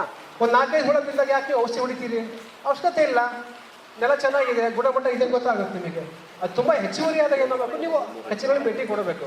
ಅಲ್ಲಿ ಅವ್ರು ಹೇಳೋದ ಸರಿಯಾದ ಕ್ರಮಗಳನ್ನು ಹೊಡಿಬೇಕು. ನಾವೇನು 1 ಪಟ್ಟು ಹೇಳ್ತೀವಿ 2 ಪಟ್ಟು ಹೊಡಿತೀರಾ, ನಾವು 1 ಪಟ್ಟು ಗೊಬ್ಬರ ಹೇಳ್ತೀವಿ 2 ಪಟ್ಟು ಗೊಬ್ಬರ ಹಾಕ್ತೀವಿ. ಸೊ ಈ ರೀತಿ ಕ್ರಮದಿಂದ ನಿಮ್ಗೆ ಏನಾಗುತ್ತೆ, ನಿಮ್ಮದು ಸಮಸ್ಯೆಗಳು ಭಾಳ ಉದ್ಭವ ಆಗ್ತಾ ಹೋಗ್ತವೆ. ಸೊ ಇದು ಹೊರತುಪಡಿಸಿ ನಮ್ಮ ಇಲಾಖೆಯಿಂದ ಸೊ ನೀವು ಆಲ್ರೆಡಿ ಪಂಚಾಯತಿ ಒಳಗೆ ಗೊತ್ತಿರಬೇಕು, ಉದ್ಯೋಗದ ಯೋಜನೆ ಸಾಕಷ್ಟು ಜನ ಬಳಸ್ಕೊಂಡಿದ್ದೀರಾ ತೋಟ ಇರೋರು. ಸೊ ನಮ್ಮ ತೋಟದ ಬೆಳೆದಾಗ ತೋಟ ಬೆಳೆಗೆ ಅಷ್ಟೇ ಮಾತಾಡ್ತೀನಿ. ಸೊ ಉದ್ಯೋಗಾದ್ರಿ ಬಂದ್ಬಿಟ್ಟು ಬಹುತೇಕ ಸಣ್ಣ ರೈತರಿಗೆ ಕೊಡ್ತೀವಿ, ಸಣ್ಣ ಹಿಡುದಾರ ಕರಿತೀವಿ. ಅಂದ್ರೆ ಅರ್ಥ ಏನು, 2 ಎಕರೆ ಕೆಳಗಿರೋರಿಗೆ ಮಾತ್ರ ಅದು ಆದ್ಯತೆ ಕೊಡ್ತೀವಿ. ಅಲ್ಲಿ ನೀವು ಅಡಿಕೆ ಹೊರತುಪಡಿಸಿ ಎಲ್ಲಾ ಬೆಳೆಗೂ ನಾವು ಸಹಾಯಧನ ಕೊಡ್ತೀವಿ. ಈಗೇನು ಅಡಿಕೆ ಹೊರತುಪಡಿಸಿ ಏನು ಬೆಳಿಬೋದು ಅಂದ್ರೆ ಹೇಳಿದ್ರೆ ಬಾಳೆ, ಏನು ಋಷಿಕತೆ ಬಾಳೆ ಕರಿತೀವಲ್ಲ, ಪಾಕೆಟ್ ಸಸಿಗೋಳಿ ಬಾಳೆ, ಅದರಲ್ಲಿ ಪಚ್ಚಬಾಳೆ ಬೆಳೆಯಬಹುದು ಮತ್ತು ಏಲಕ್ಕಿ ಬಾಳೆ ಬೆಳಿಬೋದು. ಇದು ಬಿಟ್ಟು ಮಲ್ಲಿಗೆ ಕೂಡ ಮಾಡ್ತಾರೆ, ಮಲ್ಲಿಗೆ ಹೂವು ಬೆಳೀತಾರೆ. ನೀವು ಅಡಿಕೆ ಒಳಗೆ ಕೂಡ ಅಂತರ ಬೆಳೆಯಾಗಿ ಗುಲಾಬಿ ಕೂಡ ಮಾಡ್ಬೋದು, ಬಟನ್ ರೋಸ್ ಅಂತ ಕರಿತೀವಲ್ಲ, ಬಟನ್ ರೋಸ್ ಕೂಡ ಮಾಡ್ಬೋದು. ನೆಕ್ಸ್ಟ್ ಕರಿಬೇವುಗಳು, ಪಪ್ಪಾಯ, ಪೇರ್ಲ, ಸೀತಾಫಲ, ನಿಂಬೆ, ಈ ರೀತಿ ಬೆಳೆಗಳು ಹಾಕಬಹುದು. ಯಾವಾಗ ನೀವು ಮೊದಲೇ ವರ್ಷ ನಾಟಿ ಮಾಡಿ 4 ವರ್ಷ ತನಕ. ಸೊ ಇದು ಮೊದಲೇ ಹಾಕಿದಾಗ ನಂತರ 8 ವರ್ಷ 10 ವರ್ಷ ಬೆಳೆ ಇರ್ತಾವಲ್ಲ, ಅಡಿಕೆ ಬೆಳೆ ಇರ್ತಾವಲ್ಲ, ಅಲ್ಲಿ ನೀವೇನು ಮಾಡ್ಬೋದು, ಜಾಯಿಕಾಯಿ, ಕಾಳುಮೆಣಸು, ಕೊಕ್ಕೋ ಇಂಥ ಬೆಳೆ ಬೆಳಿಬೋದು. ಇವೆಲ್ಲ ನಿಮಗೆ ಆದಾಯ ದ್ವಿಗುಣ ಮಾಡೋಂಥ ಬೆಳೆಗಳೇ. ಜೊತೆಗೆ ಏನಾಗುತ್ತೆ, ಸರ್ಕಾರ ನಿಮಗೆ ಸೌಲಭ್ಯ ಸಹಾಯಧನ ಕೊಡ್ತಾ ಹೋಗ್ತಾರೆ, ಹೌದಲ್ಲ. ಈ ರೀತಿ ಏನು ಮಾಡೋದು, ನೀವು ಇಲಾಖೆಗಳಿಗೆ ಭೇಟಿ ಕೊಡಬೇಕು. ಪಂಚಾಯತಿ ಸಿಗುವಂಥ ನೀವು ಜಾಬ್ ಕಾರ್ಡ್ ಇರ್ತಾವಲ್ಲ, ಈ ಜಾಬ್ ಕಾರ್ಡ್ಗಳನ್ನು ನಮೂನೆ ಆರುಗಳನ್ನ ತಂದು ಕೊಟ್ಟರೆ ನಾವೇನು ಮಾಡ್ತೀವಿ, ನಿಮ್ಮ ಏನು ಜಮೀನು ಇರುತ್ತಲ್ಲ, ಏನು ಬೆಳೆ ಬೆಳೀತಿಲ್ಲ ಅದನ್ನು ಎಸ್ಟಿಮೇಟ್ ಮಾಡ್ಕೊಡ್ತೀವಿ. ಸೊ ಉದಾಹರಣೆ ಹೇಳ್ತೀನಿ ಕೇಳ್ರಿ, ಒಂದು ನೀವು ಬಾಳೆ ಬೆಳೀತೀರ ಅನ್ಕಣ್ಣ, ಪಚ್ಚಬಾಳೆ ಬೆಳೀತೀರ ಅನ್ಕಣ್ಣ, ನಾವು ಶೇಕಡ 72,000 ಸಬ್ಸಿಡಿ ಕೊಡ್ತೀವಿ. 1 ಎಕರೆಗೆ ಸಹಾಯಧನ ಕೊಡ್ತೀವಿ, 72,000 ಕೊಡ್ತೀವಿ. ಇದು ಬಿಟ್ಟು ನೀವು ಏನೋ ಗುಲಾಬಿ ಮಾಡ್ತೀನಿ ಕೊಡೋಣ, ಗುಲಾಬಿಗೆ ಎಕರೆ 85,000 ಬರುತ್ತೆ. ನೀವು ಸಣ್ಣ ಅಡಿಕೆ ಇದ್ದಾಗ 1 ರಿಂದ 4 ವರ್ಷ ಇದ್ದಾಗ ಮಾಡೋಂಥ ಬೆಳೆಗಳು. ನೀವು ಅದೇ ನೀವು 8 ವರ್ಷ ಮೇಲ್ಪಟ್ಟು ಬೆಳೆ ಇದ್ದಾಗ ಏನು ಮಾಡ್ತೀವಿ, ಕಾಳುಮೆಣಸು ಹಾಕ್ತೀರಾ. ಸೊ ಕಾಳುಮೆಣಸಿಗೆ ಸರಾಸರಿ ನಿಮಗೆ ಎಕರೆಗೆ 4,000 ಬರುತ್ತೆ. ನೀವು ಅದೇ ಕೊಕ್ಕೋ ಬೆಳೆ ಮಾಡ್ತೀರಂದ್ರೆ 21,000 ಬರುತ್ತೆ. ನೀವು ಇದು ಎಷ್ಟೆಲ್ಲ ಹೇಳಿದ್ದು ಸಣ್ಣ ರೈತರಿಗೆ ಮಾತ್ರ ಸೌಲಭ್ಯ ಹೇಳಿದೆ. ಇದನ್ನು ಹೊರತುಪಡಿಸಿ ದೊಡ್ಡ ರೈತ ಸೌಲಭ್ಯ ಏನಪ್ಪ, ನಮ್ಮ ಇಲಾಖೆ ಅದು ಕೂಡ ಕೊಡ್ತೀವಿ ಇಲಾಖೆಯಿಂದ. ಈಗ ಬಹುತೇಕ ಎಲ್ಲ ನೋಡಿರ್ತೀರಾ, ಡ್ರ್ಯಾಗನ್ ಫ್ರೂಟ್ ಕೇಳಿದ್ರಲ್ಲ, ಡ್ರ್ಯಾಗನ್ ಫ್ರೂಟ್ ನೋಡಿದ್ದೀರಾ, ಸಾಕಷ್ಟು ಒಳ್ಳೆ ಅದೇ ಕೊಡೋಂಥ ಬೆಳೆಗಳು, ಅದು ಕೂಡ ಇಲಾಖೆಯಿಂದ ಸಹಾಯಧನ ಕೂಡ ಕೊಡ್ತೀವಿ. ಅಲ್ಲಿ ಎಲ್ಲ ವರ್ಗ ರೈತರಿಗೂ ಕೊಡ್ಬೋದು, ದೊಡ್ಡವರು ಸಣ್ಣರಂತ ಏನಿಲ್ಲ, ಯಾರು ತಗೋಬಹುದು. ಅಲ್ಲಿ ನಿಮಗೆ ಎಕರೆಗೆ 65,000 ಕೊಡ್ತೀವಿ ಡ್ರ್ಯಾಗನ್ ಫ್ರೂಟ್ ಬೆಳೆದಿದ್ರೆ. ಅದೇ ಹೊರತುಪಡಿಸಿ ದೊಡ್ಡ ರೈತ ಇದ್ದೀರಾ ಅಂತ ಹೇಳಿದ್ಮೇಲೆ ಬಾಳೆ ಕೂಡ ಬೆಳಿಬೋದು. ಅಲ್ಲೂ ನೀವು ಎಕರೆಗೆ 14,000 ಸಬ್ಸಿಡಿ ಕೊಡ್ತೀವಿ, 14,000 ಕೊಡ್ತೀವಿ. ಇದು ಬಿಟ್ಟು ಈ ಸಾಹೇಬ್ರು ಹೇಳ್ತೀರಿ ಕೃಷಿ ಮೀನುಗಾರಿಕೆ ಬಗ್ಗೆ ಹೇಳ್ತಾ ಇದ್ರು. ಸೊ ನೀವು ಅಲ್ಲಿ ತೋಟ ಮಾಡುವಾಗ ಬೇಸಿಗೆ ಬಂದ ತಕ್ಷಣ ನೀರು ಬೇಗ ಹೋಗ್ಬಿಡುತ್ತೆ, ಕೈ ಸಿಗಲ್ಲ. ಸೊ ಈ ರೀತಿ ಇವಾಗ ಏನು ಮಾಡ್ಬೇಕು, ನೀವು ಕೃಷಿ ಹೊಂಡ ಅಳವಡಿಸ್ಕೋಬೇಕು. ಸೊ ಕೃಷಿ ಹೊಂಡಗಳು ಹಲವಾರು ರೀತಿ ಇದಾವೆ. ಈಗ ಕೃಷಿ ಬಗ್ಗೆ ಸ್ಕೀಮಲ್ಲೂ ಕೊಡ್ತಾರೆ, ಸಣ್ಣ ಸಣ್ಣ ಕೃಷಿ ಹೊಂಡ ಕೊಡ್ತಾರೆ. ನಮ್ಮ ಇಲಾಖೆಯಲ್ಲಿ ಕೂಡ ಕೃಷಿ ಹೊಂಡ ಇದಾವೆ. ಹೆಂಗಿದಾವಪ್ಪ ಅಂದರೆ, ಈಗ 60 ಅಡಿ ಉದ್ದ, 60 ಅಡಿ ಆಗಲ್ಲ. ಸೊ ಈ ರೀತಿ ಮಾಡ್ಕೋಬೇಕು ನೀವು. ಅಲ್ಲಿ ಹೆಂಗೆ ಕಂಪಲ್ಸರಿ ನೀವೇನು ಮಾಡೋಕು, ನಾವು ಟಾಫಲಿಂಗ್ ಕರಿತೀವಿ, ಏನೋ ಹೊದಿಕೆ ಹೆಂಗೆ ಕರಿತೀವಲ್ಲ, ಕಪ್ಪು ಹೊದಿಕೆ ಮಾಡ್ಕೊಳ್ಳೇಬೇಕು. ಜೊತೆಗೆ ಫೆನ್ಸಿ ಸುತ್ತಲೂ ಮಾಡ್ಕೊಳ್ಳೇಬೇಕು. ಸೊ ಈ ರೀತಿ ಮಾಡ್ಕೊಂಡು ಇದರಲ್ಲಿ ದೊಡ್ಡದು ಮಾಡ್ಬೋದು, ಸಣ್ಣದು ಮಾಡ್ಬೋದು. ನೀವು ಬರೀ ಕೃಷಿ ಹೊಂಡ ಮಾಡೋದ್ರಿಂದ ಬರೀ ನೀರಷ್ಟೇ ಬಳಸೋದಲ್ಲ ಆಗಲ್ಲ, ಜೊತೆಗೆ ಮೀನುಗಾರಿಕೆ ಮಾಡ್ಕೊಂಡ್ರು ನಿಮ್ಮ ಆದಾಯ ಕೂಡ ತಗೋಬಹುದು. ಸಾಕಷ್ಟು ಬಾರಿ ಎಷ್ಟೋ ಗೊಬ್ಬರ ಹಾಕ್ತೀವಲ್ರ, ನೀವು ಮೀನು ಬೆಳೆಸಿದಾಗ ಏನಾಗುತ್ತೆ, ಆ ನೀರು ಗಿಡಕ್ಕೆ ಬೆಳೆಸಿದಾಗ ಸಾಕಷ್ಟು ನಿಮಗೆ ಫಲವತ್ತತೆ ಕೊಡೋದು ಭೂಮಿಗೆ ಸಾಕಾರ ಆಗುತ್ತೆ, ಎಲ್ಲ ರೀತಿ ಸಾಕಾರ ಆಗುತ್ತೆ. ಇಲ್ಲಿ 3 ವಿನ್ಯಾಸ ಬರ್ತದೆ. ಒಂದು ದೊಡ್ಡ ಕೆರೆ ಟೈಪ್ ಮಾಡ್ಬೇಕಂತೆ. ನಾವು ಉದಾಹರಣೆ 120 ಉದ್ದ 120 ಅಗಲ ಮಾಡ್ಕೊಂಡ್ರೆ 3 ಲಕ್ಷ ಸಹಾಯಧನ ಕೊಡ್ತೀವಿ. 150 ಉದ್ದ 150 ಅಗಲ ಮಾಡ್ಕೊಂಡ್ರೆ 4 ಲಕ್ಷ ಫ್ರೀ ಕೊಡ್ತೀವಿ. ಸೊ ದೊಡ್ಡ ಕೆರೆ ಆದಾಗ ಸಣ್ಣ ಕೆರೆ ಆದಂಗೆ ಗೊತ್ತು. ಸೊ ಒಂದ್ಸಲ ನೀವು ಶೇಖರಣೆ ಮಾಡಿದ್ರೆ ಕನಿಷ್ಠ ಒಂದು 3-4 ತಿಂಗಳು ನೀರು ಬಳಸ್ಕೋಬಹುದು, ಹೌದಾ. ಈಗ ಸಾಕು ಇದ್ರೆ ಮಳೆ ಬಂದಾಗ ನೀರು ಒಳ್ಳೆ ಬಳಸ್ಕೊಂಡಿರ್ತೀರಿ. ಸೊ ನಿಮ್ ಬೋರ್ವೆಲ್ ಬೇಸಿಗೆ ಬಂದಾಗ ಬೋರ್ವೆಲ್ ಡಂಪ್ ಮಾಡಿದ್ರೆ ಆ ನೀರು ಬಳಕೆ ಮಾಡ್ಕೋಬಹುದು. ಸೊ ಈ ರೀತಿಯಾಗಿ ನೀವು ಹಲವಾರು ಯೋಜನೆ ಬಳಸ್ಕೊಳ್ತಾ ಹೋಗಬಹುದು. ಇದು ಹೊರತುಪಡಿಸಿ ನಮ್ಮ ಇಲಾಖೆಯಲ್ಲಿ ಹನಿ ವ್ಯವಹಾರ ಹೇಳ್ತೀವಿ, ಹನಿ ವ್ಯವಹಾರಿ ವರ್ಗ. ಇಲ್ಲಿ ಎಲ್ಲಾ ವರ್ಗ ಕೊಡ್ತೀವಿ, SC/ST ಅಂತ ಇಲ್ಲ, ಸಣ್ಣ ರೈತರು ಅಂತಿಲ್ಲ, ಮಹಿಳೆಯರಂತಿಲ್ಲ, ಎಲ್ಲ ವರ್ಗಕ್ಕೂ ಒಂದೇ ಸಬ್ಸಿಡಿ ಇದೆ. 90% ಅಂದ್ರೆ ಸರಾಸರಿ ಇವು ಎಕರೆಗೆ ನೀವು ಯಾರೋ ಅಡಿಕೆ ಹಾಕಂತಿರಲ್ಲ, ಸೊ ನೇರ ಅಡಿಕೆ ಕೊಡಕ್ಕೆ ನಮ್ಮ ತಾಲೂಕಲ್ಲಿ. ಸೊ ನೀವು ಅಂತರ ಬೆಳೆಗೆ ಏನೋ ಒಳ ಹಾಕ್ತೀರಿ, ನುಗ್ಗೆ, ಪಪ್ಪಾಯ, ಬಾಳೆ, ಕರಿಬೇವೇನೋ ಹಾಕ್ತೀರಿ, ಹೌದ್ರಾ. ಅದಕ್ಕೆ ಇಲಾಖೆಯಿಂದ ಸರಾಸರಿ ಒಂದು ಉದಾಹರಣೆ ಕೊಡ್ತೀವಿ, ಸರಾಸರಿ ಒಂದು 30,000 ಗಂಟೆ ಸಬ್ಸಿಡಿ ಬರುತ್ತೆ. 90% ಎಲ್ಲ ವರ್ಗಕ್ಕೂ 90% ಸಬ್ಸಿಡಿ ಕೊಡ್ತೀವಿ. ಇದು ಹೊರತುಪಡಿಸಿ ಇಲಾಖೆಯಲ್ಲಿ ಯಾಂತ್ರೀಕರಣ ಕರಿತೀವಲ್ಲ, ಏನು ನೀವು ಕಳೆತಿಗೆ ಯಂತ್ರ, ಗರಗಸಗಳು, ಆಮೇಲೆ ಔಷಧಿ ಹೊಡೆ ಕ್ಯಾನ್ಗಳ ಸೌಲಭ್ಯ ಕೊಡ್ತೀವಿ. ಸೊ ನೀವು ಇಲ್ಲಿ ಕಾರ್ಯಕ್ರಮ ಮುಗಿದಾಗ ಕೆಲವರು ಯಾರು ಬೇಡಿಕೆ ಡಿಮ್ಯಾಂಡ್ ಇದ್ರೆ ನಮಗೆ ಕೊಡ್ಬೋದು ಇಲ್ಲೇ ಅಂದ್ರೆ. ಇಲ್ಲಪ್ಪ ನಿಮ್ಮ ಯಾರು ನಿಮ್ಮ ಗ್ರಾಮ ಸದಸ್ಯರುಗಳು ಮುಖಾಂತರ ಕೂಡ ನಮಗೆ ಏನೋ ಕೈ ಋಣ ಕೊಟ್ಟರೆ, ಇದ್ದಿದ್ದ ಸೌಲಭ್ಯ ಬೇಕು ಅಂತ ಕೊಟ್ಟರೆ ನಾವು ಮನವಿ ಸ್ವೀಕಾರ ಮಾಡ್ತೀವಿ. ಹೆಚ್ಚಿನ ಮಾಹಿತಿ ಬೇಕಪ್ಪ ಅಂದ್ರೆ ಇಲಾಖೆ ಭೇಟಿ ಕೊಡಿ, ಏನು ಸೌಲಭ್ಯ ಬರ್ತಾವೆ ಹಿಂಗೆ ಹೇಳಿದೀವಲ್ಲ ಅಲ್ಲಿ ಮತ್ತಷ್ಟು ಮಾಹಿತಿ ಕೊಡ್ತೀವಿ.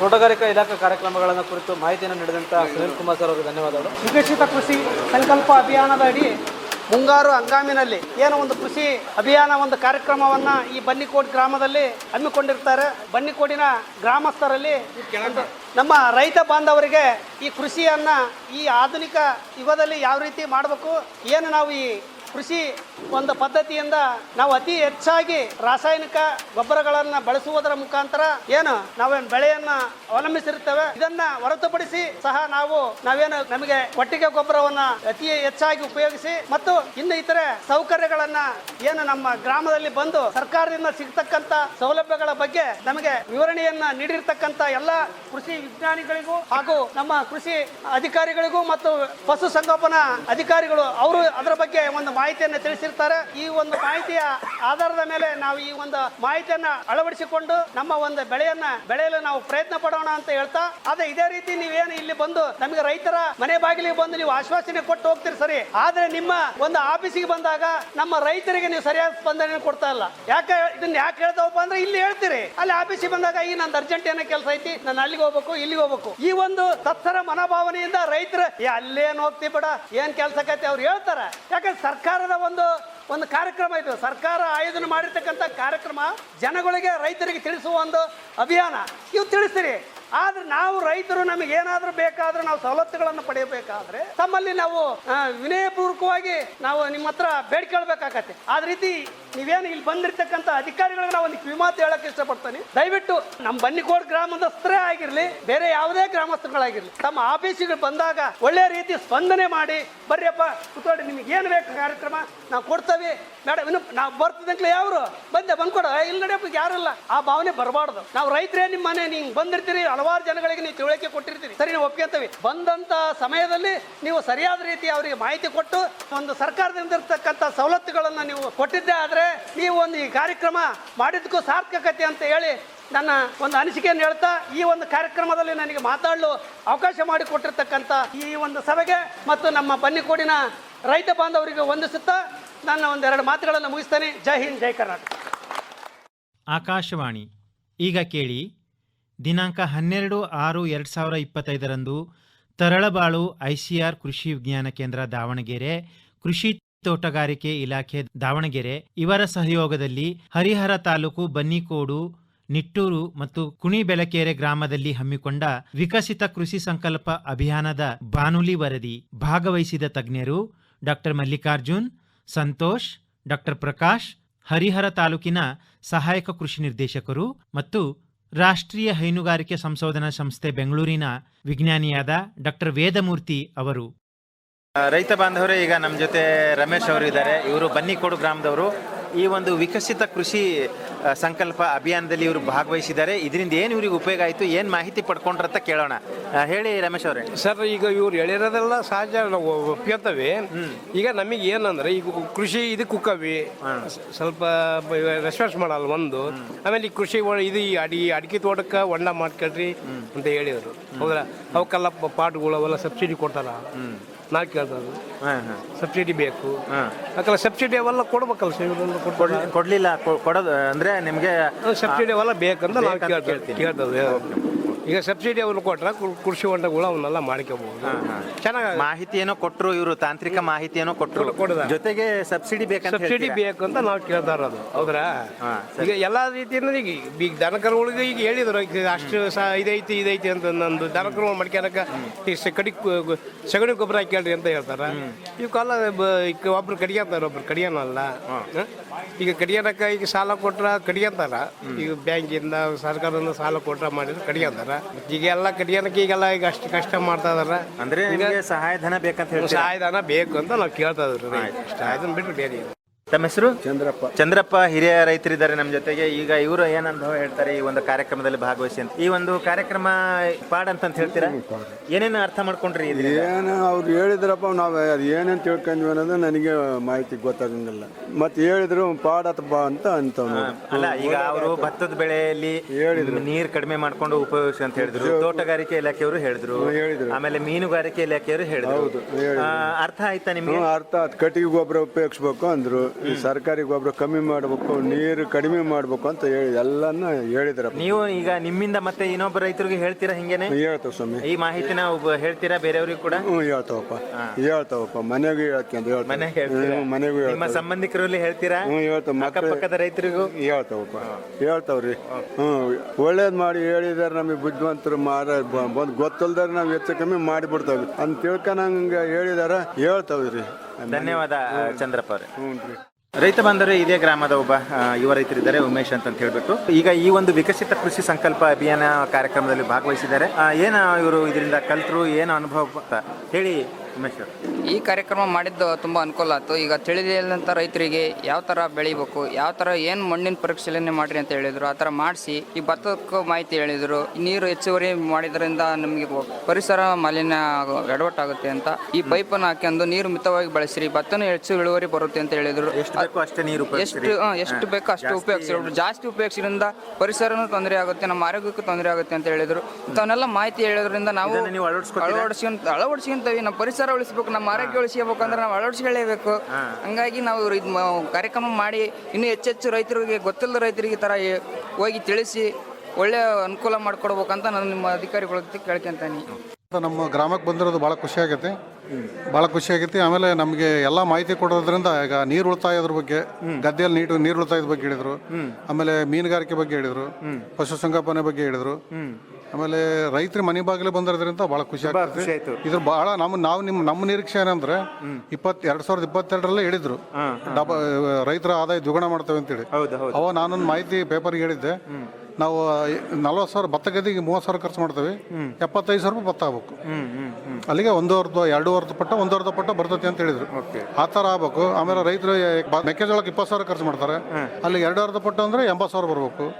ಆ ಥರ ಆದ್ರೆ ನಾವು ಭಾಳ ನಿರೀಕ್ಷೆ ಇಟ್ಕೊಂಡಿದ್ದೇವೆ. ಮೋದಿ ಅವರು ನಮಗೆ ರೈತರಿಗೆ ಏನಾರು ಮಾಡ್ತಾರಂತ 200% ನಾವು ಮಾಹಿತಿ ಮಾಡ್ತಾರಂತ ಒಂದು ಭರವಸೆ ಇಟ್ಕೊಂಡಿದ್ದೇವೆ. ಅದೇ ರೀತಿ ಮೋದಿ ಅವರು ರೈತರಿಗೆ ಭಾಳ ಅನುಕೂಲ ಮಾಡಿದ್ರೆ ನಮ್ಮ ದೇಶ ಅನುಕೂಲ ಆಗ್ತೈತಿ. ಇವತ್ತು ರೈತರ ಮಕ್ಕಳಿಗೆ ಭಾಳ ತೊಂದರೆ ಅಂದ್ರೆ ಭಾಳ ತೊಂದರೆ ಇದೆ. ಹೆಣ್ಣು ಕೊಡ್ತಾ ಇಲ್ಲ, ರೈತರಿಗೆ ಹೆಣ್ಣು ಕೊಡ್ತಾ ಇಲ್ಲ. ರೈತರು ಅಂದ್ರೆ ನಾವು ಭಾಳ ಅಲಕ್ಷ್ಯ ಮಾಡ್ಕೊಂತದವೆ, ಜನಗಳು ಅಲಕ್ಷ್ಯ ಮಾಡ್ತಾರೆ.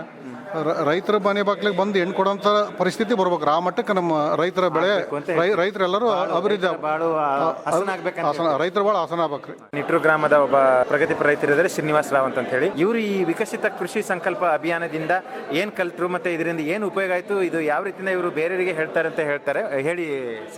ಇದರಲ್ಲಿ ನೀರು ಹೆಂಗೆ ಬಳಕೆ ಮಾಡಬೇಕು, ಭತ್ತದಲ್ಲಿ ನೀರು ಹೆಂಗೆ ಬಳಕೆ ಮಾಡಬೇಕು, ಯಾವ ಥರ ಉಪಯೋಗಿಸ್ಬೇಕಂತ ತಿಳ್ಕೊಂಡಿದ್ದೀವಿ. ಮತ್ತೆ ಮೀನುಗಾರಿಕೆ, ಇದರಲ್ಲಿ ಮೀನು ಸಾಕಾಣಿಕೆಯಲ್ಲಿ ಪ್ರಾಫಿಟ್ ಎಷ್ಟಿದೆ, ಅದರಲ್ಲಿ ಎಷ್ಟು ಮೀನು ಬಿಡಬೇಕು, ಇಷ್ಟು ಲೀಟ್ರ್ ನೀರಿಗೆ ಎಷ್ಟು ಲೀಟ್ರ್ ಬಿಡಬೇಕು, ಎಷ್ಟು ಮೀನು ಬಿಡಬೇಕು ಅಂತ ತಿಳ್ಕೊಂಡಿದ್ದೀವಿ. ಇನ್ನು ಅನೇಕ ಮಾಹಿತಿಗಳು ಹೇಳಿದ್ದಾರೆ. ಎಲ್ಲ ವರ್ಗದಿಂದ, ಹಾಲು ಉತ್ಪಾದಕರ ವರ್ಗದಿಂದನೂ ಹೇಳಿದ್ದಾರೆ. ಹಾಲು ಉತ್ಪಾದಕರಿಂದ ಯಾವ ಹಸುಗಳಿಗೆ, ಕುರಿಗೆ ಎಷ್ಟು ಸಬ್ಸಿಡಿ ಬರ್ತೈತಿ, ಎಷ್ಟು ಲೋನ್ ಕೊಡ್ತಾರೆ, ಎಲ್ಲ ಸರ್ಕಾರದಿಂದ ಯಾವ ಥರ ಅನುಕೂಲ ಮಾಡ್ಕೋಬೇಕು ಅಂತ ಮಾಹಿತಿ ಕೊಟ್ಟು ಎಲ್ಲ ರೀತಿಯಲ್ಲಿ ಸಕಲ ಮಾಹಿತಿ ಕೊಟ್ಟಿದ್ದಾರೆ ಎಲ್ಲರೂ. ಇದು ನೀವು ನಿಮ್ಮ ರೈತರಿಗೆ ಹೇಳ್ತೀರಾ, ನಿಮ್ಮ ಅಕ್ಕಪಕ್ಕದ ರೈತರಿಗೆ ಹೇಳ್ತೀವಿ, ನಮ್ಮ ಅಕ್ಕಪಕ್ಕದ ಹೊಲದಲ್ಲಿ ಮನೆಯಲ್ಲಿ ಪಕ್ಕದ ಮನೆಯವರಿಗೆ ಹೇಳ್ತೀವಿ. ನಮ್ಮ ಅಂದ್ರೆ ಈ ಮಾಹಿತಿಯನ್ನ ನೀವು ಒಬ್ಬರಿಂದ ರೈತರ ಬಾಂಧವರಲ್ಲಿ ಹಂಚಿಕೊಳ್ತೀವಿ. ಧನ್ಯವಾದ ಸರ್. ರೈತ ಬಾಂಧವರೇ, ನಿಟ್ಟೂರು ಗ್ರಾಮದ ನಾಗರಾಜ್ KS ಅಂತಿದ್ದಾರೆ. ಇವರು ಈ ಒಂದು ವಿಕಸಿತ ಕೃಷಿ ಸಂಕಲ್ಪ ಅಭಿಯಾನದಿಂದ ಏನ್ ಕಲ್ಕೊಂಡ್ರು, ಏನ್ ಮಾಹಿತಿ ಪಡ್ಕೊಂಡು ತಿಳ್ಕೊಳ್ಳೋಣ. ಹೇಳಿ, ಏನ್ ಮಾಹಿತಿ ಪಡ್ಕೊಂಡ್ರಿ ಇದರಿಂದ? ಹಸು ಸಾಕಾಣಿಕೆ ಬಗ್ಗೆ ತಿಳ್ಕೊಂಡ್ವಿ, ಮೀನುಗಾರಿಕೆದು, ಭತ್ತ ಬೆಳೆಯೋದ್ರದ್ದು. ಇದು ಉಪಯೋಗ ಆಗುತ್ತೆ ಅಂತ ಹೇಳ್ತೀರಾ? ಉಪಯೋಗ ಆಗುತ್ತೆ ಸರ್. ನೀವು ಒಂದ್ 4 ಜನಕ್ಕೆ ಹೇಳ್ತೀರಾ? ಹೇಳ್ತೀವಿ ಸರ್. ನಿಮ್ಮ ಅಕ್ಕಪಕ್ಕದಲ್ಲಿ ಇರ್ತಾರೆ ರೈತರಿಗೆ, ನಿಮ್ಮ ನೆಂಟರಿಷ್ಟರಿಗೆ ಹೇಳ್ತೀವಿ ಸರ್, ಹೇಳ್ತೀವಿ. ಕರಿಬಸಪ್ಪ ನಮ್ಮ ಜೊತೆಗಿದ್ದಾರೆ. ಈಗ ಇವರ ಅನುಭವಗಳನ್ನ ಕೇಳೋಣ. ಈ ಒಂದು ಕಾರ್ಯಕ್ರಮದಲ್ಲಿ ಅಂದ್ರೆ ವಿಕಸಿತ ಕೃಷಿ ಸಂಕಲ್ಪ ಅಭಿಯಾನದಲ್ಲಿ ಇವರು ಭಾಗವಹಿಸಿ ಏನ್ ಮಾಹಿತಿ ಪಡ್ಕೊಂಡ್ರು ಮತ್ತೆ ಇದರಿಂದ ಏನು ಉಪಯೋಗ ಆಯ್ತು ಅಂತ ಹೇಳಿ. ಕರಿಬಸಪ್ಪ, ತುಂಬಾ ಉಪಯೋಗ ಆಯ್ತು. ಭತ್ತಕ್ಕೆ ವೆಟ್ ಮತ್ತೆ ಡ್ರೈ ಅಂತಂದು ಹೇಳಿ ಒಂದು ಅನುಭವ ಹೇಳ್ಕೊಟ್ರು. ತುಂಬಾ ಉಪಯೋಗ ಆಯ್ತು. ತುಂಬಾ ಉಪಯೋಗ ಆಯ್ತು. ತುಂಬಾ ನಾಟಿ ಮಡಿಗಳಲ್ಲಿ ತುಂಬಾ ನೀರು ನಿಲ್ಲಿಸ್ತೀರಾ, ಅದರಿಂದ ತುಂಬಾ ಇದಾಗುತ್ತೆ. ಈ ವೆಟ್ ಮತ್ತೆ ಡ್ರೈ ಅಲ್ಲಿ ಉಪಯೋಗ ಮಾಡ್ಕೊಂಡ್ರೆ ಇನ್ನೊಬ್ಬರು ರೈತರಿಗೆ ನೀರಿನ ಸಹಾಯ ಆಕತಿ, ನಿಮಗೆ ಮತ್ತೆ ಹೆಚ್ಚಾಗಿ ಬೆಳೆಯೋದು ಕೂಡ ಜಾಸ್ತಿ ಬರ್ತಿದೆ ಅಂತ ಒಂದು ಉಪಯೋಗ ಆಯ್ತು. ಮತ್ತೆ ಕೃಷಿ ಸಂಬಂಧಪಟ್ಟ ಅಧಿಕಾರ ಹತ್ರ ಹೋದ್ರೆ ಹೇಗೆ ಅಂದ್ಲ ಕೇಳಬೇಕು ಅನ್ನೋದೊಂದು ಅನುಭವ ಆಯ್ತ್ರಿ. ಎಷ್ಟೊಂದು ಹೇಳ್ತಾ ನಾವು ಅವರು ಹೇಳಿದ್ದು ಈಗ ಏನು ಒಣಗಿಸೋಕೆ ಮತ್ತೆ ಇದು ಅಂತ ಅದು ನೀವು ಮುಂದೆ ಅಳವಡಿಸ್ತೀರಾ? ಅಳವಡಿಸ್ತೇವೆ. ರೈತ ಬಾಂಧವರೇ, ಈಗ ಇನ್ನೊಬ್ಬ ರೈತರು ಗಿರೀಶ್ ಅವರು ನಮ್ಮ ಜೊತೆಗಿದ್ದಾರೆ. ಇವರು ಈ ವಿಕಸಿತ ಕೃಷಿ ಸಂಕಲ್ಪ ಅಭಿಯಾನದಿಂದ ಏನು ತಿಳ್ಕೊಂಡ್ರು ಮತ್ತೆ ಇದು ಯಾವ ರೀತಿಯಿಂದ ಬೇರೆ ರೈತರಿಗೂ ಹೇಳ್ತಾರೆ ಮತ್ತೆ ಇವರು ಕೂಡ ಕಂಪ್ಲೇಂಟ್ ಹೇಳ್ಬೇಕು ಸರ್. ಏನಿಲ್ಲ, ಅಳವಡಿಸ್ಕೊಂಡಿದ್ದಾರೆ. ಯಾಕಂದ್ರೆ ರೈತರಿಗೆ ಪಾಠ ಅಂತ ಕೊಡ್ತಾರೆ ಸರ್ ತಾಡ್ಪಾಲ್ಗಳನ್ನ. ಅವು ಏನಾಗ್ತದವ ಅಂದ್ರೆ ಕ್ವಾಲಿಟಿ ಇಲ್ಲ, ಮೊದ್ಲಿನ ಕ್ವಾಲಿಟಿ ಈಗ ಬರ್ತಾ ಇಲ್ಲ. ಹಂಗೆ ಹಿಂಗೆ ತೆಗೆದು ಕೂಡಲೇ ಹರಿತದವ ಪಾಠ. ಈ ಕ್ವಾಲಿಟಿ ಇಲ್ಲ. ಅದೇ ರೇಟಿಗೆ ಪಾಟು ಪ್ರೈವೇಟ್ ಸಿಗ್ತಾವ ಸರ್. ಈಗ ತಗೊಂಬಂದ ಸರ್, ಜಸ್ಟ್ ಈಗ ಅದನ್ನ ತೋದ್ಕೊಂಡ್ರೆ ಸರ್ ಅನ್ಗೋಡಿ ತಗೊಂಡು ಒಂದು ಫ್ಯಾಕ್ಟ್ರಿ ಐತೆ, ಅಲ್ಲಿ ತಗೊಂಬಂದ ಸರ್ ಹೋಗಿ. ಅಂದ್ರೆ ನಿಮಗೆ ಕೃಷಿ ಇಲಾಖೆಯಿಂದ ಸಿಗ್ಲಿಲ್ಲ ಅಂತ ಹೇಳಿ? ಅಲ್ಲ, ಸಿಗ್ತಾವ ಸರ್, ಸಿಕ್ಕ ಕ್ವಾಲಿಟಿ ಇಲ್ಲ. ಕ್ವಾಲಿಟಿ ಇಲ್ಲ ಬಯಸ್ತಕ್ಕಂಥ ಕ್ವಾಲಿಟಿ ಮೊದಲೇ ಬಂದ್ ಸರ್. ಗುಣಮಟ್ಟ ಇಲ್ಲ ಅಂತ ಹೇಳ್ತೀರಾ? ಗುಣಮಟ್ಟ ಭಾಳ ಚಲೋ ಸರ್. ಈಗಿಲ್ಲ ಗುಣಮಟ್ಟ ಇಲ್ಲ. ಈಗ ಈ ಗುಣಮಟ್ಟ ಇಲ್ಲ? ಇಲ್ಲ ಇಲ್ಲ ಇಲ್ಲ ಸರ್. 100ಕ್ಕೆ 100. ಏನ್ ಮಾಡ್ಬೇಕಂತ ಹೇಳ್ತೀರಾ ನೀವು ಮೊದ್ಲಿನ ಗುಣಮಟ್ಟ ಕೊಟ್ಟರೆ ಸಾಕು ಸರ್. ಗುಣಮಟ್ಟ ಇದನ್ನ ಕೊಡ್ಬೇಕಂತ ಹೇಳ್ತೀರಾ? ಹೌದು ಸರ್. ಮತ್ತೆ ಇದು ನೀವು ಈಗ ಈ ಕೃಷಿ ಸಂಕಲ್ಪ ಅಭಿಯಾನದಿಂದ ಏನ್ ಕಲ್ಕೊಂಡ್ರಿ? ಕಲ್ತಿರೋದೇನಲ್ಲ ಸರ್, ರೈತರು ದಿವಸ ಕಲಿತ ಕಲಿತಾ ಇರ್ಬೇಕು ಸರ್ ಸರ್ ತಿಳ್ಕೊಳೋದು ನಾವಿರೋ ಕಂಪ್ಲೇಂಟ್ ಹೇಳ್ತಾರೆ ಸರ್, ಯಾಕಂದ್ರೆ ಸೆಂಟ್ರಲ್ ಮೋದಿ ಹೋಗತ್ತಂದ್ರಲ್ಲ ಅಲ್ಲಿ ಅದಕ್ಕೋಸ್ಕರ ಇದು ಕಂಪ್ಲೇಂಟ್ ಹೇಳ್ತಾರೆ. ಹೌದು, ನಿಮ್ಮಿಂದ ನಾವು ಕಲಿಯೋದಿದೆ, ನಮ್ಮಿಂದ ನೀವು ಕಲಿಯೋದಿದೆ. ಇದು ನಿರಂತರ ರೈತರು ನಿರಂತರ ಕಲಿಕೆನೇ ಸರ್ ಇದೆ ಸರ್. ಓಕೆ, ಧನ್ಯವಾದ. ಇದುವರೆಗೆ ದಿನಾಂಕ 12/6/2025 ತರಳಬಾಳು ಐಸಿಆರ್ ಕೃಷಿ ವಿಜ್ಞಾನ ಕೇಂದ್ರ ದಾವಣಗೆರೆ, ಕೃಷಿ ತೋಟಗಾರಿಕೆ ಇಲಾಖೆ ದಾವಣಗೆರೆ ಇವರ ಸಹಯೋಗದಲ್ಲಿ ಹರಿಹರ ತಾಲೂಕು ಬನ್ನಿಕೋಡು, ನಿಟ್ಟೂರು ಮತ್ತು ಕುಣಿಬೆಲಕೆರೆ ಗ್ರಾಮದಲ್ಲಿ ಹಮ್ಮಿಕೊಂಡ ವಿಕಸಿತ ಕೃಷಿ ಸಂಕಲ್ಪ ಅಭಿಯಾನದ ಬಾನುಲಿ ವರದಿ ಕೇಳಿದಿರಿ. ವರದಿ, ಪ್ರಸ್ತುತಿ ಮತ್ತು ಕಾರ್ಯಕ್ರಮದ ನಿರ್ಮಾಣ ಡಾಕ್ಟರ್ ಸುಧಾಕರ್ ಎಸ್ಎಂ. ಪ್ರಸಾರ ನಿರ್ವಹಣೆ ಎಸ್ಆರ್ ಭಟ್. ನಿರ್ಮಾಣ ಸಹಾಯ ರೇಷ್ಮಾ ಭದ್ರಾವತಿ. ಇದು ಭದ್ರಾವತಿ ಆಕಾಶವಾಣಿ ಕೇಂದ್ರದ ಕೊಡುಗೆ. ಇದುವರೆಗೆ ದಿನಾಂಕ 12/6/2025 ತರಳಬಾಳು ಐಸಿಆರ್ ಕೃಷಿ ವಿಜ್ಞಾನ ಕೇಂದ್ರ ದಾವಣಗೆರೆ, ಕೃಷಿ ತೋಟಗಾರಿಕೆ ಇಲಾಖೆ ದಾವಣಗೆರೆ ಇವರ ಸಹಯೋಗದಲ್ಲಿ ಹರಿಹರ ತಾಲೂಕು ಬನ್ನಿಕೋಡು, ನಿಟ್ಟೂರು ಮತ್ತು ಕುಣಿಬೆಲಕೆರೆ ಗ್ರಾಮದಲ್ಲಿ ಹಮ್ಮಿಕೊಂಡ ವಿಕಸಿತ ಕೃಷಿ ಸಂಕಲ್ಪ ಅಭಿಯಾನದ ಬಾನುಲಿ ವರದಿ ಕೇಳಿದಿರಿ. ವರದಿ, ಪ್ರಸ್ತುತಿ ಮತ್ತು ಕಾರ್ಯಕ್ರಮದ ನಿರ್ಮಾಣ ಡಾಕ್ಟರ್ ಸುಧಾಕರ್ ಎಸ್ಎಂ. ಪ್ರಸಾರ ನಿರ್ವಹಣೆ ಎಸ್ಆರ್ ಭಟ್. ನಿರ್ಮಾಣ ಸಹಾಯ ರೇಷ್ಮಾ ಭದ್ರಾವತಿ. ಇದು ಭದ್ರಾವತಿ ಆಕಾಶವಾಣಿ ಕೇಂದ್ರದ ಕೊಡುಗೆ.